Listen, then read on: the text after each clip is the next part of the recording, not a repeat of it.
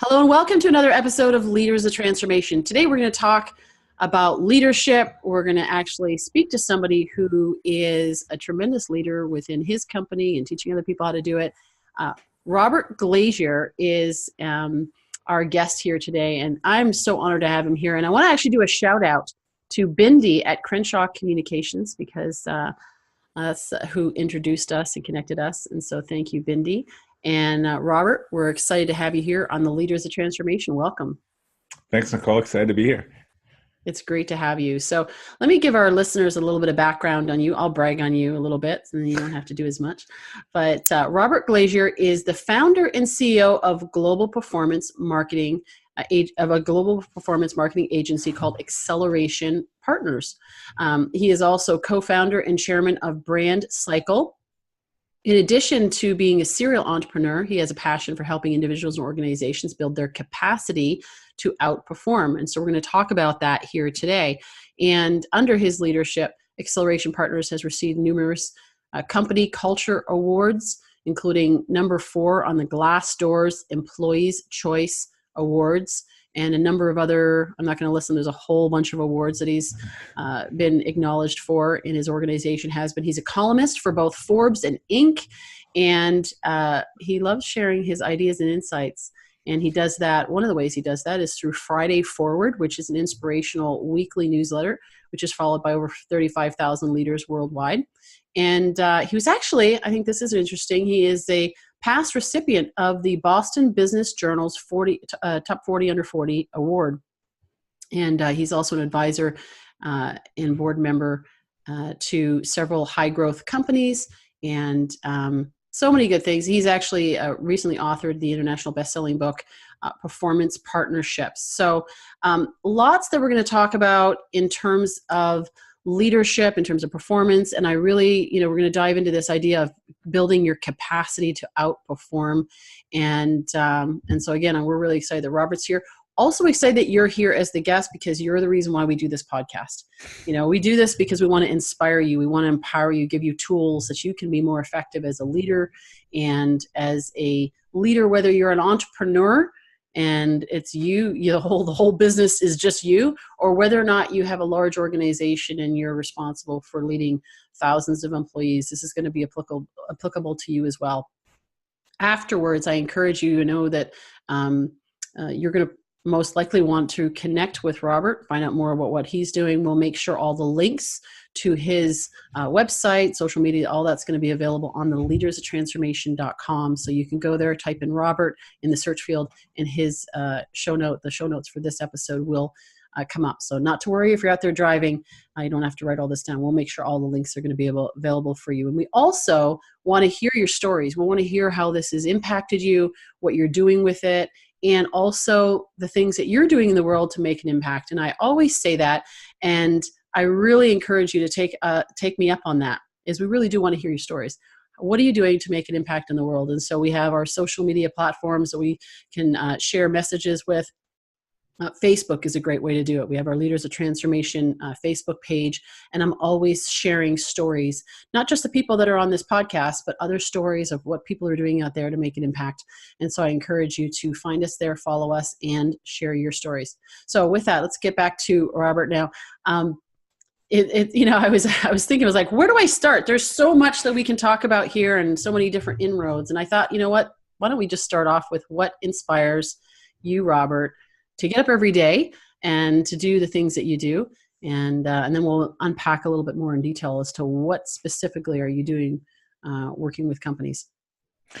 Sure. I mean, at a high level, it's probably to make a difference or make an impact. I'm in sort of figuring out my own purpose and why and values. I'm really driven to try to figure out a better way to do something. And then when I find that, kind of share that with others. And that's a common thread across a lot of things that I do. So that really have two faces. That's the company that we're building and the people within that and how we're developing our team and leaders and growing. And then some of the stuff I do outside of that, in which our company is kind of the laboratory. And once I feel like we've spent a few years on something or figured out something different because we've tried to really build the company by not doing things the standard way, then trying to break that down so others can follow that playbook.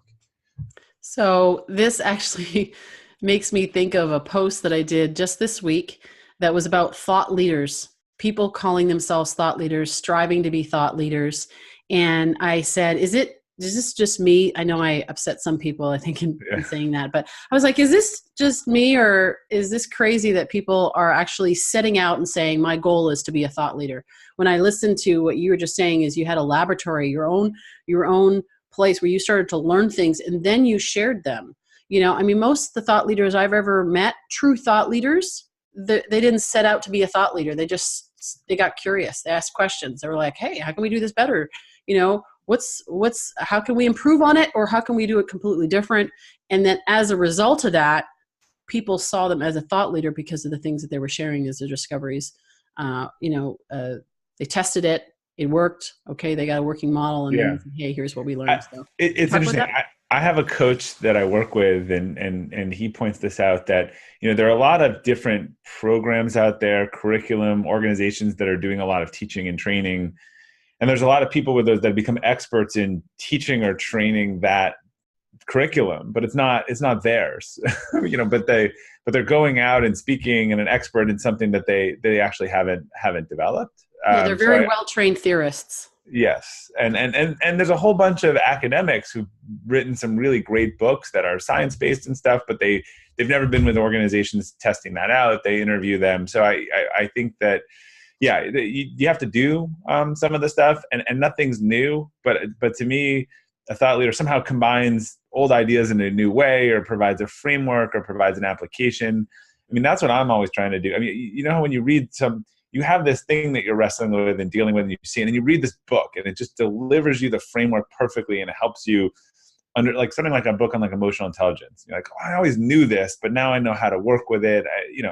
That it's the person who can sort of bring it together for you so that you can act on it. But it, much like artificial intelligence or other terms, it is probably fairly overused. And again, I think one of the things is that a lot of people just delivering other people's curriculum, to which they just memorize that curriculum, and it's valuable, like as a trainer, but being a trainer and a thought leader, I think, is different. Very different. Yes, absolutely. Well, and it's interesting because I've had some tremendous consultants, leadership consultants on this podcast, and they're talking about their experience going into companies, what they've seen, and what they, and the impact that they've been able to make with some of the things that they've learned and been trained on or whatever. It was interesting when Bindi reached out to me, because I was actually talking to a few of my colleagues, and I said, I want to have more CEOs on my podcast. I want to know what they're doing in their companies, not necessarily, I mean, I do want to hear what the consultants say, and I have some, as I said, had some amazing guests on, but I want to balance that with people that are in the trenches, doing it within their own company, with their own employees. And that's why your awards, in terms of employee awards and the culture that you've created, I think that really stood out for me, that I wanted to know what are you doing to create that kind of culture? Fairly simply, I'm just being myself, and then flying the largest flag that I can find. I think anyone who's been to any sort of intensive leadership training understands that it's really hard to develop yourself as a leader if you're not clear who you are and what you value, and how you want to attract the right people on that journey with you. And I know that was a lot of my own mistakes. I think as I started to lead, I'd see that Nicole did this and Steve did this, and I have a slide about it. It's like a patchwork quilt of, oh, well, those are all great leadership ideas, and actually you need to strip all of that back. I spoke on culture at a presentation this week, and I got sort of animated with a fly your flag, and it seemed to resonate with people, which is, look, this is where I want to go. This is the type of person I am. This is what you can expect, and be consistent around that. And about 10% of the people should, love and want to follow that. And about 90% of the people shouldn't. I think the biggest problems with companies, I always say there's 5 principles, 3 core principles and sort of 2 modifiers of a great culture.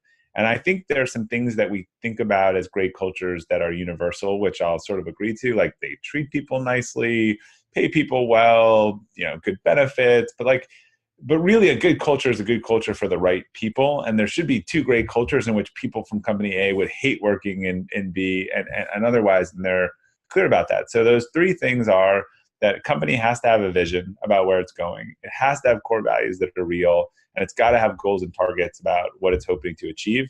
And then those are modified by consistency and clarity. So you got to have consistent goals, consistent values, clear goals, clear strategies, a clear vision. And when you do that, it's just, you're saying what you think. You're thinking, Gandhi has this quote, happiness is what you, when you think and say and do are all in alignment. In talking to employees that come to our company, their biggest frustration was with companies where what they said and what they did was totally different. They came in, there's core values on the wall and no one acts that way. What's really interesting is that a lot of people come here because they like our values, but then very quickly they realize they don't live by our values. But since we're really consistent about it and our goals and targets and successes are all public and people know what winning is, they just opt out. There's no hard feelings. They just say, look, I signed up for the wrong team. Like, this team plays the game, they're consistent. There's no actually animosity there. All the anger comes from cultures where someone is doing one thing, saying another thing, being completely inconsistent. And like, if you want to be a narcissistic, crazy leader and value X, just tell people that. You'll probably find 5 or 10 people that really want to come do that. My favorite example I give a lot now is like, let's just hypothetically say there's company A. Company A is started by an ex-athlete, a competitive college athlete. And this company is growing 40 or 50% a year. They're doing transformative products in their industry.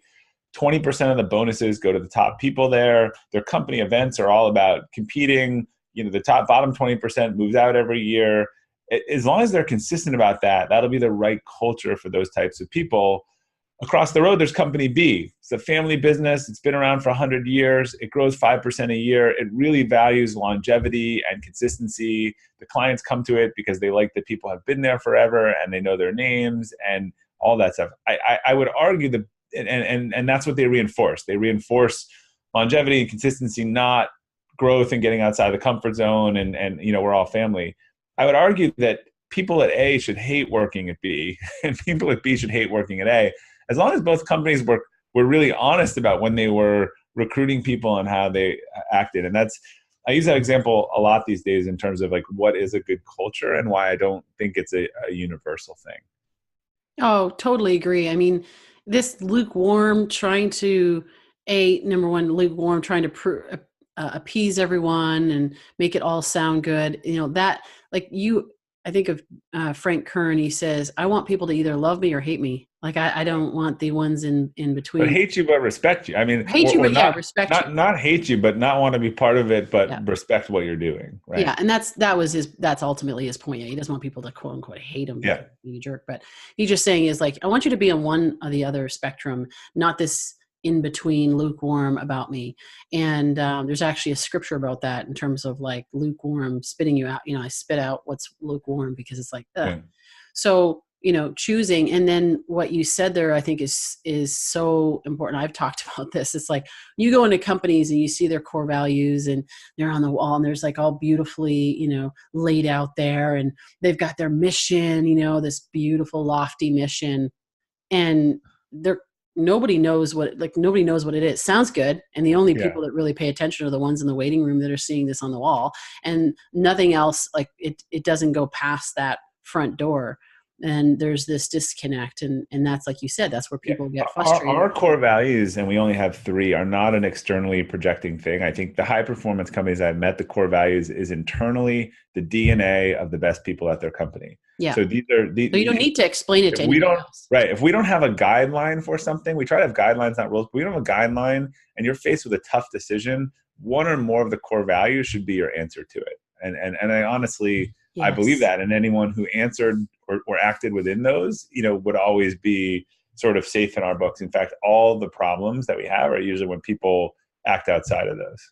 So what are your 3 core values if you like? Yeah. And again, you should have ones that you can rattle off. Now, I couldn't rattle off verbatim the sentence and paragraph that goes under it, but we talk about that all the time, but it's own it, excel, own it, embrace relationships, and excel and improve. And Got it. our biweekly company, all company hands-on calls, our core value shout-outs, our all company meeting is coming up. We're flying everyone around the world for 5 days. We have our end of year awards where we literally give out an award for each core value in the all around. We talk about them in promotions. They're built into our hiring.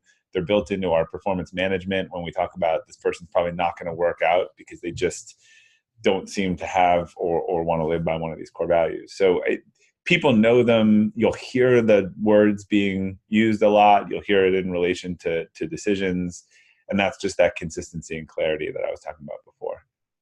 Yeah. And what I'm also hearing is in the recruiting process, they're saying, hey, this is who we are. This is what we're about.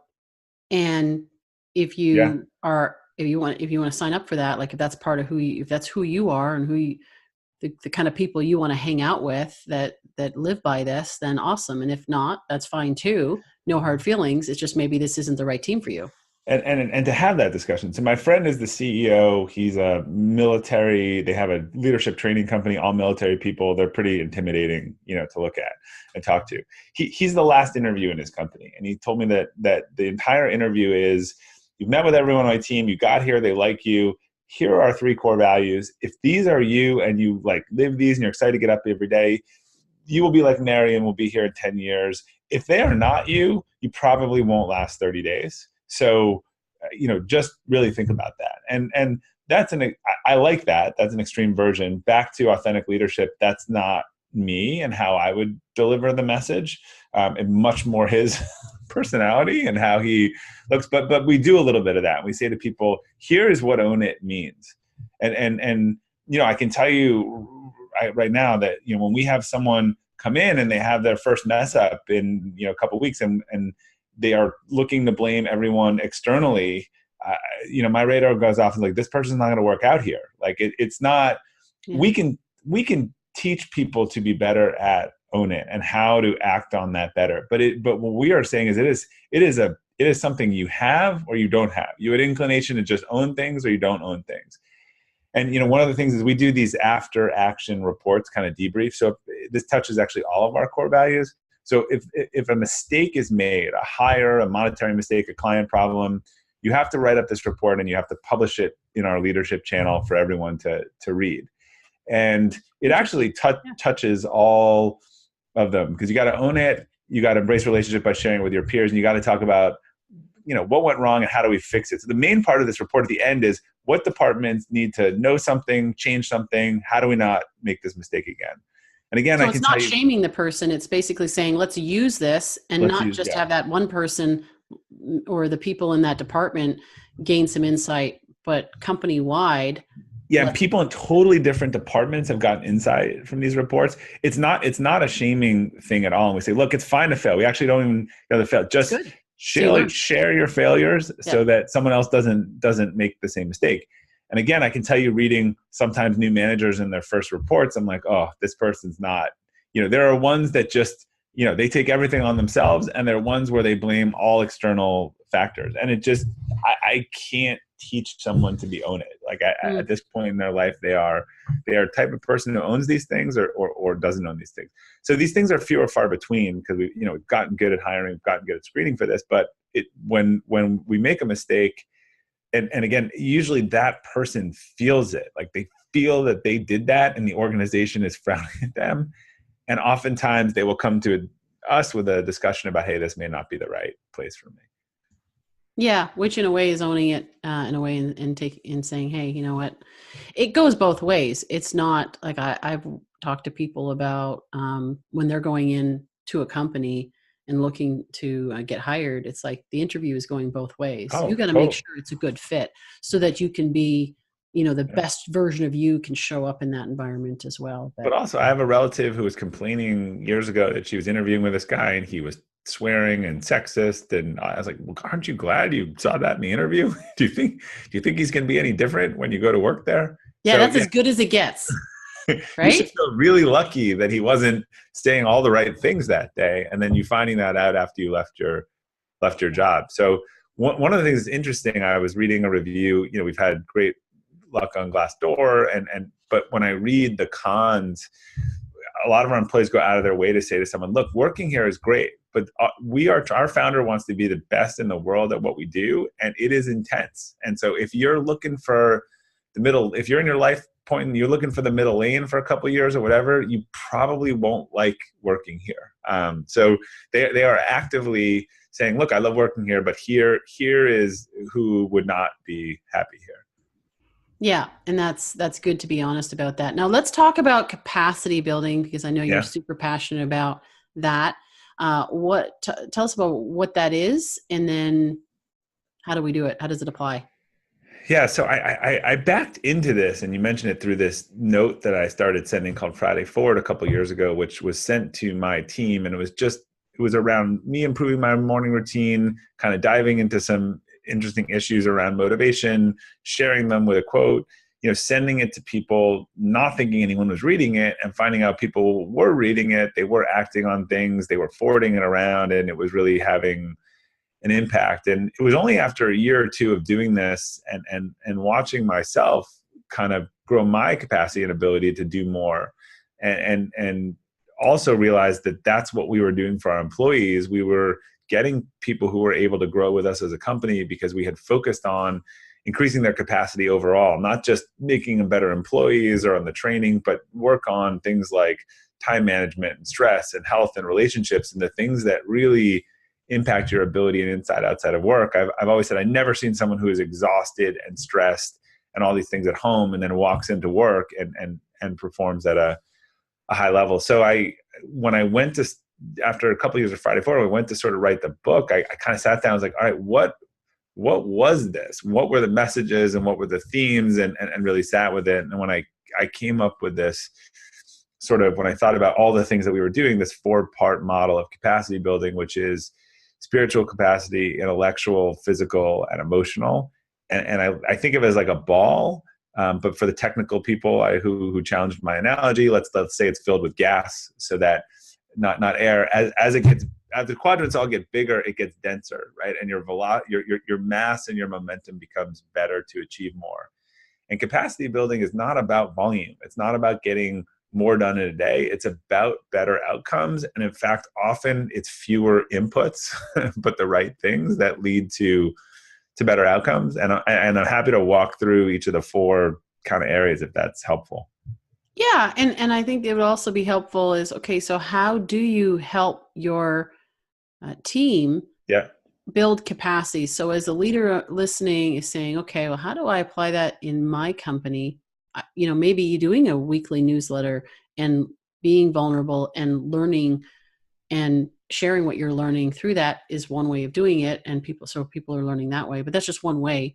And everything, it's got to be go embedded. through right. I mean, they're interdependent, and like you can't have one without if you really weaken one, it's going to make the ball wobble. So I'll go through all 4, and then I can give you some examples of stuff that we have done kind of to touch each area. So spiritual for me is not religious. It is more of, what's your North Star? Where do you want to go in life? What's your purpose? What are your values? Literally analogous to a company, right? It's hard, if you don't have those things, it's hard to know where you're going or if you're on the right road. So I think everyone does better when they figure out what's most important to them. Maybe why are they here? What do they want most? And what are their personal core values? Because I'll tell you, if your personal core values don't align with a company's core values, you're going to hate working there. So that's a good thing to know too. So that's really spiritual. Intellectual, you could think of as sort of like your processor. Like, this is our ability to learn, plan, focus, have discipline, kind of, again, I always say you could get the same output. If you upgrade a processor, you could get crunch the same amount of data in half the time and with less energy by the things that you can learn, how well you plan, how you have discipline, how you have focus.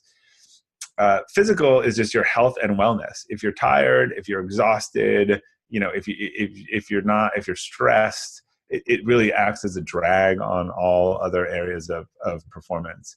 And emotional is really 2 parts. It is how you relate to others.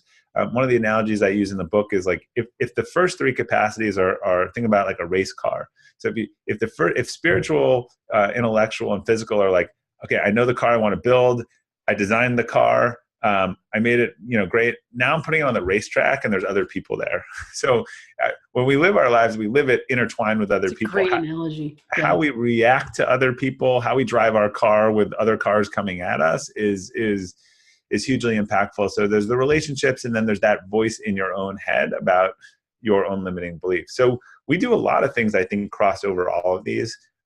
We do a lot of physical challenges. We've done some things where we've paid for people's coaches and stuff who want to take on physical events that they've never done before. They want to run a tri, they want to run a marathon. We worked with people on their goal setting. So that was sort of actually a great example last year. We did a whole exercise where we identified people's goals. And then for a bunch of people, we kind of granted wishes to help those goals. So in running a marathon, that is sort of a planning thing, a physical thing, a getting over self limits thing. And the people that are achieving these kind of new heights in their personal life, we're seeing their performance at work kind of rise in tandem. We've done a lot of things, personality testing, helping people figure out their whys, their core values, again, just so they have clarity on what they want. And a lot of training in that intellectual area. So we have book clubs where all our leadership team reads a book each quarter. We focus on best practices around learning, on prioritization, on all these things. And they're just very transferable skills into all areas of your life. In fact, get into that alignment, our AP Summit is in a few weeks. That's our big annual event. Our theme is one of our core values, because we rotate between core values on relationships.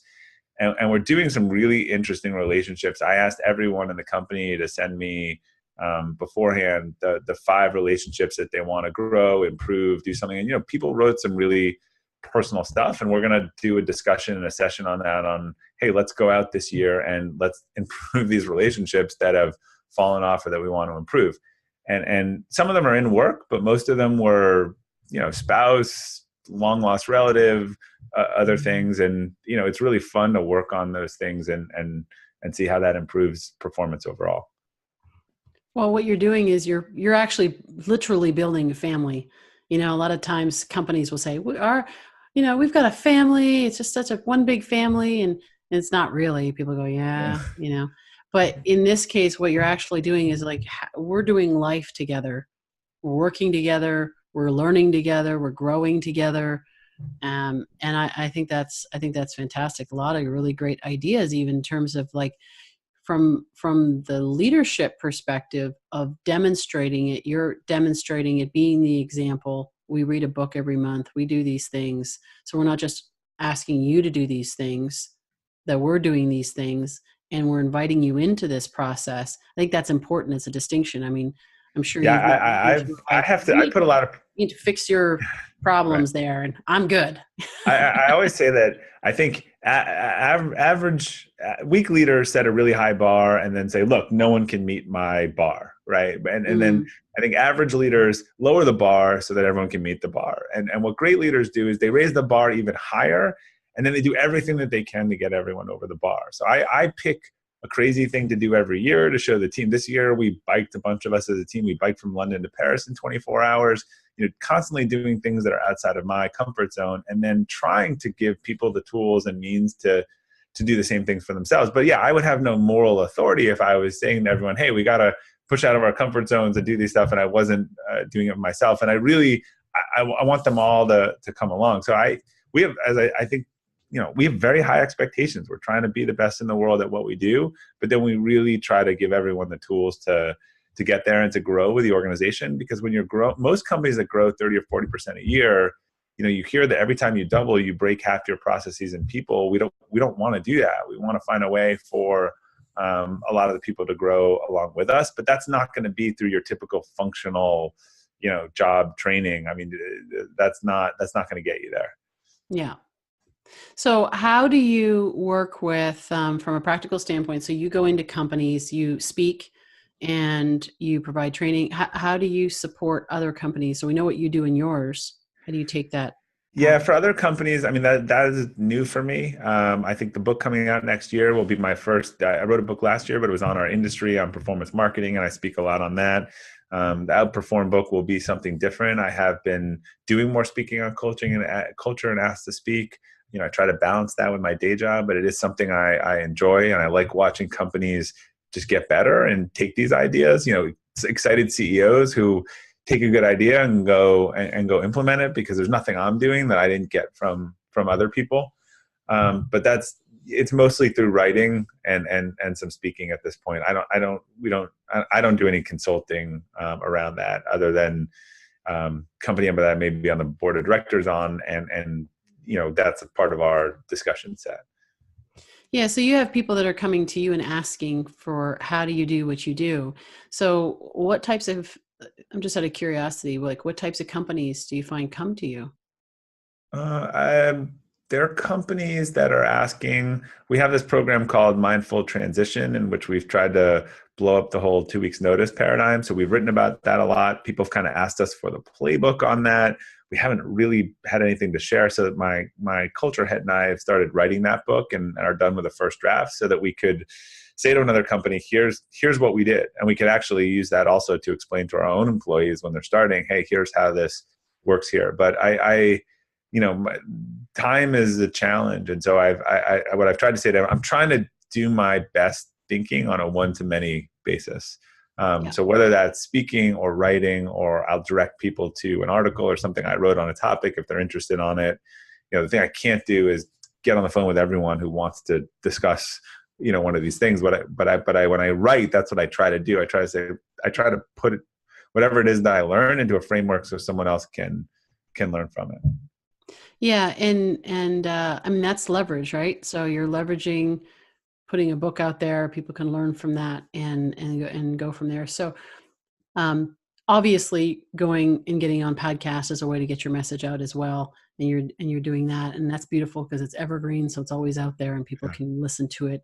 5 years from now, somebody can listen to this and get the benefit of it. So what's the best place to direct people in terms of websites? I know you have a number of websites, you got your book, you got your I think that the most integrated is just robertglazer.com. So that's Robert, Glazer.com. And from there, there's links to businesses and Friday Forward. Friday Forward is fridayfwd.com for people that want to sign up. But that website has links to sort of everything that I do and speaking and all that stuff.